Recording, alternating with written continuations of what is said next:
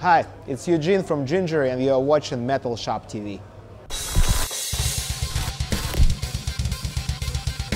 Okay, so Eugene from Jinjer, how did you enjoy your show tonight in Bratislava?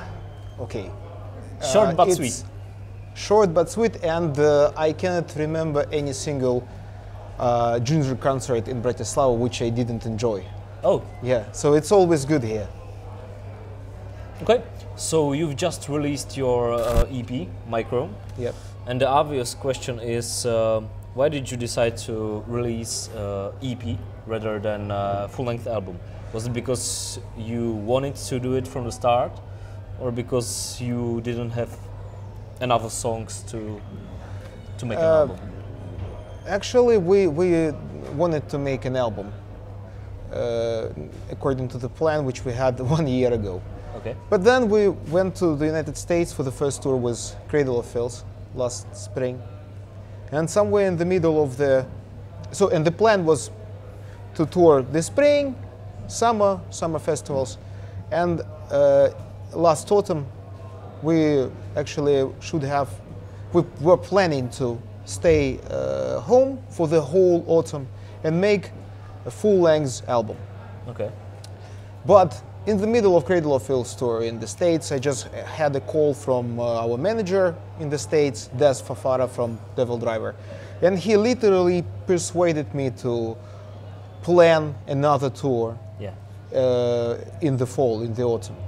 Because the hype around Jinjer in the States was so high, was so much of it. Yeah, and we would lose visa time. Okay. Because the visa, we had an American visa for 1 year, and if we hadn't gone to the States in the autumn, we just would have wasted that time, and that's it. So there were a lot of reasons, and visas are very expensive, so we wanted to make it financially reasonable. Okay. So he just persuaded me. He told me, okay, you just need to come here.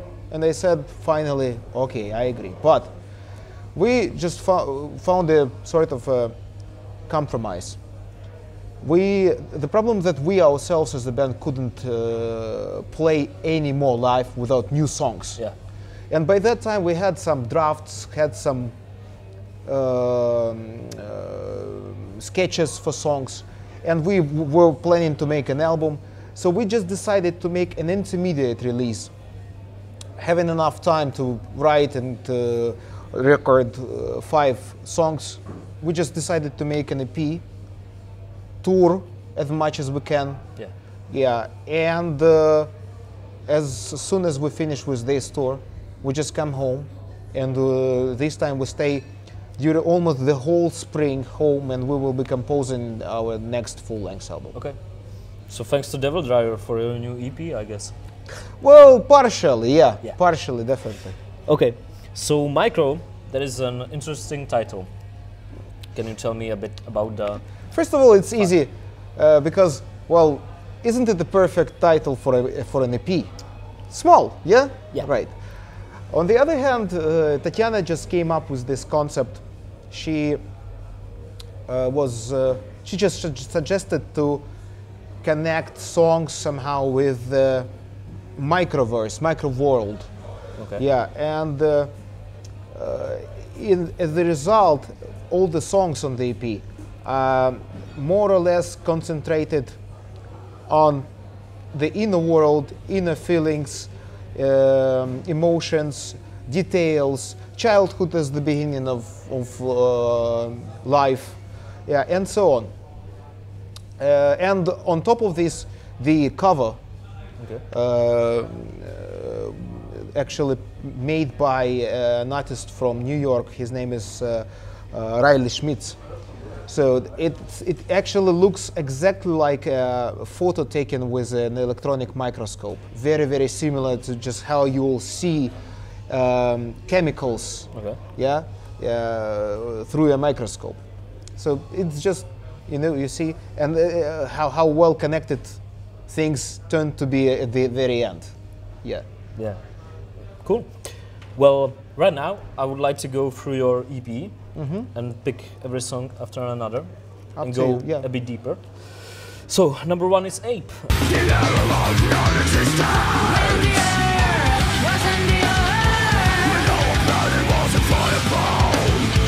It was raining heavily for 1,000 years, and now the fireball became an ocean. Was it actually the first song that you written for that EP? It's hard to say which was the first, because Ape and Dreadful Moments were made almost at the same time, Okay. like simultaneously. Okay.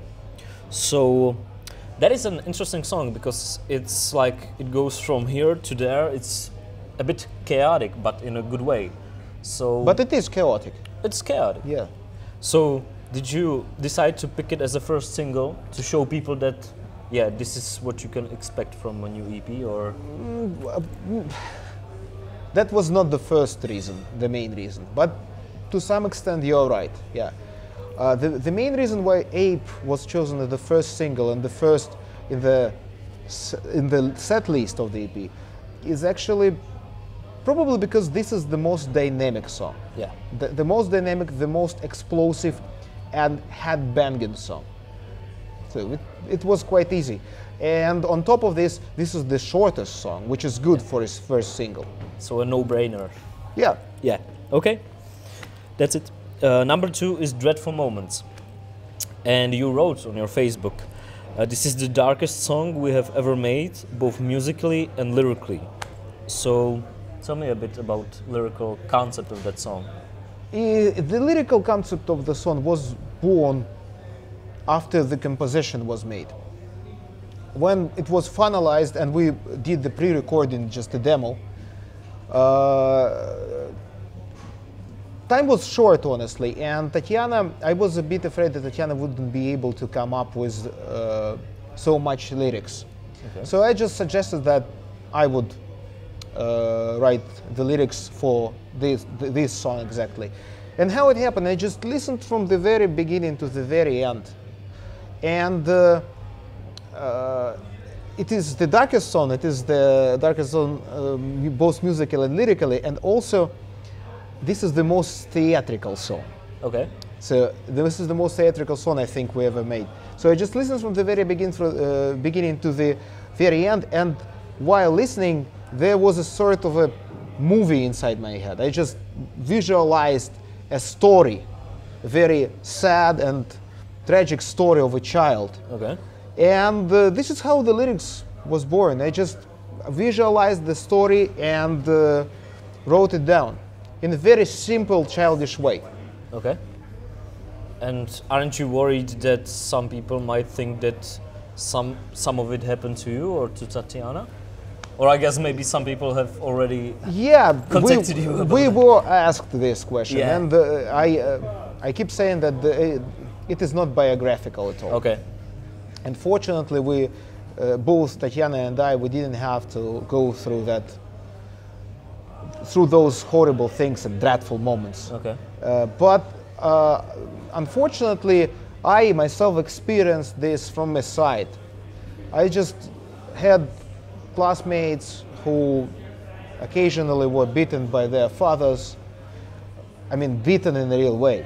Yeah, and this is what you can really see quite often in the streets in Ukraine, just how badly parents treat their children. Okay. And now being a father myself, I just started looking at these things in a different way. And this is the topic which I have been concerned since my son, I think, was born. So Okay. for quite a few years now. And now I had finally a chance to, talk about this in one of our songs. And it's a very important thing. Okay, so number 3 is Teacher Teacher. That is a very interesting song. If I'm right, it's about authorities and religion and... Authorities, and religion is also a piece of authority. I think so. Yeah, definitely they have the power, so they are. Religions are definitely a piece of authority for sure. So you are right. This is a song about false authorities, about false authorities, and unfortunately now in the era of internet, when everybody has a chance to talk to the masses, yeah, we have so many false authorities. People who actually have no idea of what they are talking about, but they just show off, and they do it well. And this is what this song is about, just about false authorities who try to teach you, even though they have no right to judge and teach. And also they have just no idea of what they're really talking about. Do you think it in a general, or do you have someone specific in your mind when you? I of course have. Yeah, I of course but have. I guess you're not gonna mention it. I'm not gonna mention this because Tatiana wrote the lyrics, okay. and this is about her own examples of false authorities. Okay. Okay. Okay. So let's just keep let's it leave it like that. obscure. Yeah, I guess everyone has that. You know. for sure. Okay, so number 4 is perennial.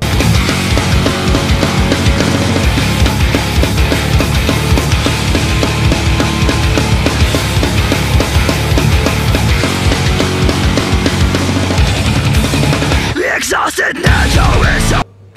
Another very interesting song. I would say most straightforward song on an Exactly. EP. Okay. Exactly. It has a really interesting music video. A lot is going on in that video. So, who came up with an idea for that video? That's the first question. It was, and that wasn't one of us. Okay. No. We just had a friend who now is a director. We have a friend who now is a director, and we just decided to at least offer him a chance. And he came up with a very good concept and very good idea himself. Of course, he consulted with Tatiana, just about this and that. But I think he understood the lyrics and the song, and he felt, the most important thing is that he felt through the song emotionally. Okay. And he came up with the whole plot of the video from the very beginning to the very end. We had no intrusion into this. We had no impact on the process of filming. So we just showed up at the spot to be filmed. Yeah, they just shot us, and we went home, and that's it. And then in a few weeks, we just got the final result, and we're happy about this. And it's pretty cool. Yeah. So where did you shoot it? And how was it different? Because I think this video is a bit different than your other videos. Yes. How was it different for you to, go through that process of shooting to your other videos? First of all, you're absolutely right. This is the type of video we have never made before, and this is why we actually worked with this exactly director, because this is what he does best. He makes stories, yeah. So everything was different. Everything was different, first of all, for me, because this is the first video which I'm not in charge of. When I'm not involved into the production, catering, everything. When I'm not involved into the process, when I'm not a contact person with the producer, the director, when I'm much easier. Yeah, much easier. As I told you right now, I just came to the place. I just was filmed, and then I got back home. And this is very different. This is very different because I was very relaxed. I had some other things to do. I had some problems in family stuff. Oh. Yeah. So I just couldn't be involved that much into that, and it happened without me, and I'm absolutely happy about that. And you shot it in Ukraine or? In Kiev. Okay. In Kiev. Yeah. Cool. In Kiev. Okay. So let's get to the end. Number 5 is a little instrumental piece called Micro. Yeah. So, is that you just like jamming in the studio, or was that idea you've had in mind for like? Yes. some Yeah. time? Yeah. I wrote Micro, I think 2 years ago. It was actually during the time we were making King of Everything. Okay. And they just put it on the shelf. For 2 years it was there. Then we are working on this EP, and it was the time when we were finishing Perennial, and I just felt like it perfectly fits Perennial, first of all. So after listening to Perennial, Micro is a sort of a lullaby. Yeah, you just need to relax. To calm down, yeah. So, and it fits very, very well. So Tatiana just said, let's leave it after Perennial. Let's frame up the whole EP with this instrumental piece. Originally, it was just a bass solo. Okay. There's nothing else. But after I recorded the bass, Vlad just listened to that for a few times, and he played the percussion, and it was a perfect match. Yeah. Okay. I'm quite happy about this very piece, actually. Yeah, it's pretty cool. Well, that was Micro, and you already maybe answered that, but what can we expect from Jinjer going forwards through 2019? You already said that you are gonna work on a new record. Yes. But is it gonna be released in 2019? The plan is, yeah. The Okay. plan is to be ready with this, to release it next autumn, this autumn. And do you think it's gonna be more like Micro, or maybe more like King of Everything? This is, you see what the problem is. Talking about Jinjer, everybody needs to understand that I know, but I need to ask. we don't know. Yeah. We never know what it's gonna be until we are done with the last song. So you know, people are very surprised to know that after we are ready with an album, there is nothing left behind it. Okay. So a lot of bands just make 25 songs, then they choose 10 and 15 are left outside. No, it never happened to us. We just make good songs, no fillers, nothing like that. And we make it until we know, oh, that's okay, we are done. Yeah, like, Okay. If it feels like 8 songs, it will be 8 songs. If it feels like 10 songs, it will be 10 songs.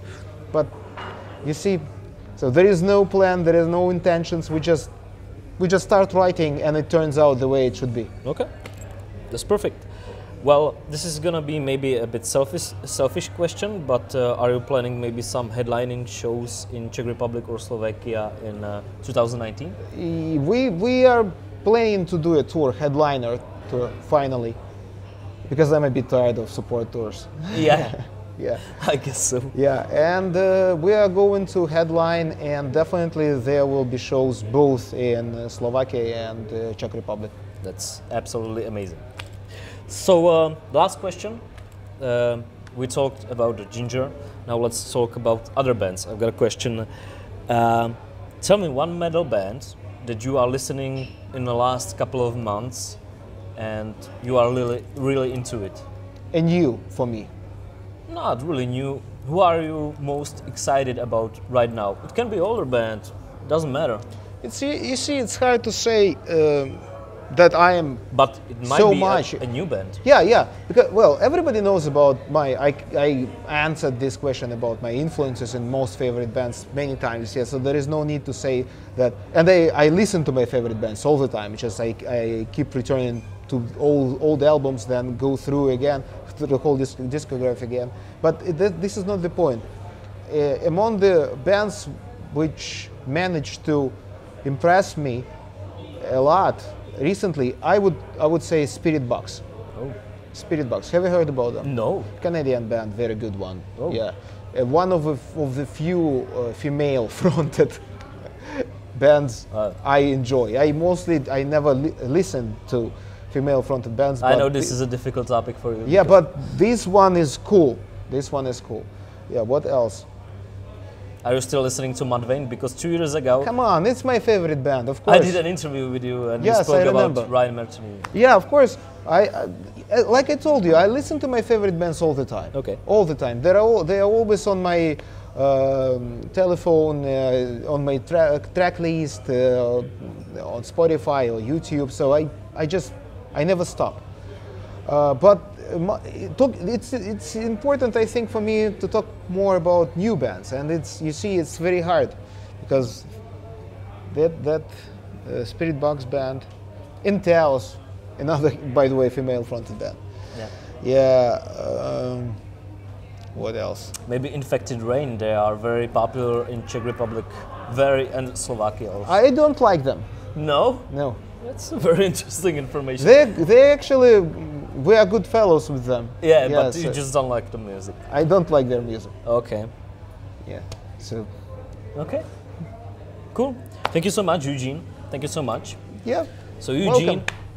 Jinjer for Metalshop TV. Rock on.